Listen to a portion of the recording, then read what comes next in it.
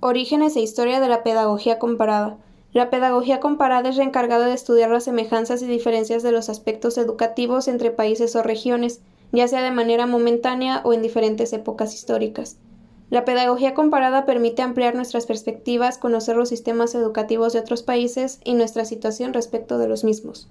Los aspectos que explora son funciones de la educación, organización de los niveles educativos, legislación, tendencias de la matrícula, planes de estudio y planes de financiamiento.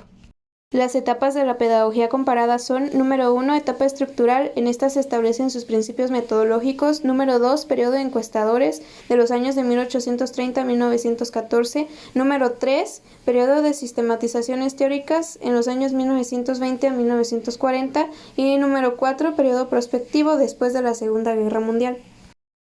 Bases del método comparativo. Número 1, descripción del objeto. Número 2, interpretación de la información recopilada. Número 3, yuxtaposición, es decir, confrontación inicial de los datos con base en determinados criterios. En este surge el planteamiento de la hipótesis. Y número 4, comparación, análisis del objeto de estudio para comprobar la validez de la hipótesis. Existen dos tipos de estudios comparativos, los cuales son: número 1, estudios parciales. En estos se aborda un solo aspecto, por ejemplo, la enseñanza de las ciencias o la situación de los maestros. Y número 2, estudios totales. Son mucho más complejos, aspiran a una comprensión total de la interdependencia de todos los aspectos que intervienen en el objeto de estudio. Pare Rossello fue un pedagogo español que nació en 1897 en Bajo Ampurdán. Su teoría de corrientes educativas significó la apertura de la educación hacia una visión dinámico-conflictiva, diacrónica, procesual y teleológica que hoy se conforma como modelo de estudio en los últimos enfoques metodológicos sobre la educación. En este se analiza los sistemas educativos de forma evolutiva, acogiéndose y fundamentándose en cantidades exhaustivas de datos estadísticos y basándose siempre en dos principios, los cuales son: número 1, interdependencia relacional entre educación y sociedad. Número 2, interdependencia entre los principios y eclios educativos. Juan Tusquets Terrats nació en Barcelona, España, el 31 de marzo de 1901. Fue un sacerdote, pedagogo y publicista español conocido por su antisemitismo y su obsesión antimasónica. Planteó una definición concreta sobre la pedagogía comparada en su libro Teoría y práctica de la pedagogía comparada. Michel Sadler nació el 3 de julio de 1861 en Barnsley, Inglaterra. Fue uno de los viajeros educacionales del siglo XIX. Lo más importante de su aportación a la educación comparada lo realizó en 1903, donde publicó 11 volúmenes de informes en los que pueden encontrarse abundantes referencias a las prácticas educativas británicas, europeas y norteamericanas. Prefirió la vía de los informes y de las conferencias para mostrar su pensamiento. Nicholas Hans nace en Odessa, Rusia, en el año de 1888. A partir de 1945 enseña educación comparada. Tuvo principios de la política educativa, donde muestra sus conocimientos acerca de la educación comparada a través de su obra publicada sobre educación comparada en 1943. La educación comparada, según Hans, se refiere también a la filosofía de la educación, donde dominaba el punto de vista histórico. Marc-Antoine Julien de París nació en París, Francia, en 1775. Se le consideró el padre de la educación comparada, donde ofreció una definición de los propósitos, métodos y fines. Según Julien, la creación de la UNESCO en 1946 representa el marco organizativo necesario para su desarrollo. Frank Snyder nació en el año 1786 y murió en el año 1853, centrándose principalmente en correlacionar la teoría y la práctica pedagógica. Para este autor, la pedagogía comparada se convierte en la teoría y en el método de estudio de la educación de los pueblos. Bareday nació en el año 1920 y murió en el año 1983.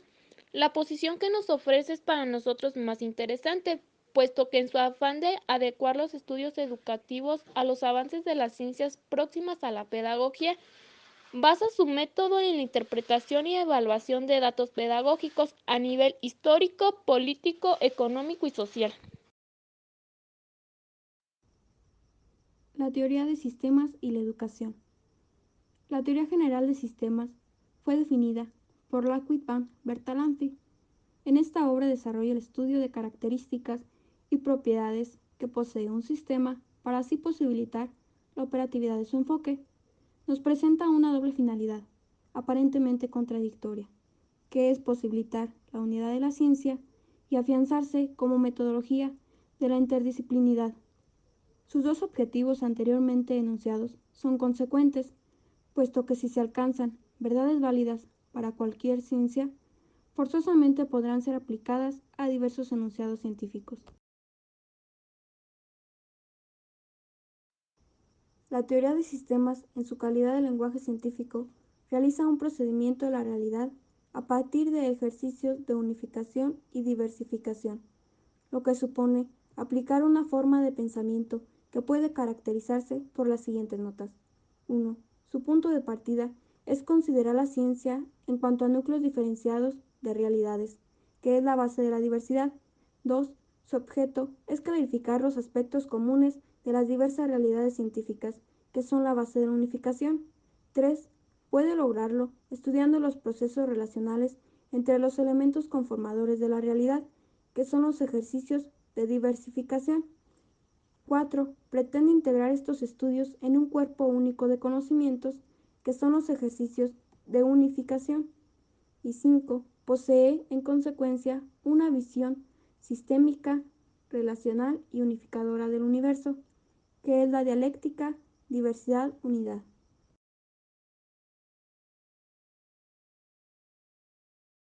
Aportaciones de la pedagogía comparada al estudio sistemático de la educación. La pedagogía comparada puede aportar al estudio de la educación en tanto que sistema los siguientes aspectos. La primera sería la descripción sistemática. Esta consiste en describir los sistemas e influjos educativos, que sería la descripción. Número 2 sería el análisis de las relaciones externo y internas que mantiene el sistema. Una visión comprensible de las incidencias sociales y diversas índoles que han sufrido de la educación es a lo que se refiere. Número 3, que sería la teología sistemática. Esta consiste en la planificación de metas y dotaciones de una estructura objetivamente definible que calificaría al sistema educativo. Más que nada sería un análisis estructural. Número 4. Estudio procesual. Este posibilita unas bases operativas para prever y estudiar el sistema. Número 5. La codificación formal del sistema. Esta consiste en dotar en consecuencia los sistemas educativos de una base cuantitativa que sea capaz de formalizar modelos operativos de realidad. Número 6. Aportación a la unidad de la ciencia, posibilidades de ser utilizadas interdisciplinadamente. Esta consiste en ofrecer una sistemática de verdades demostradas que podrían ser aprovechadas por las diversas ciencias.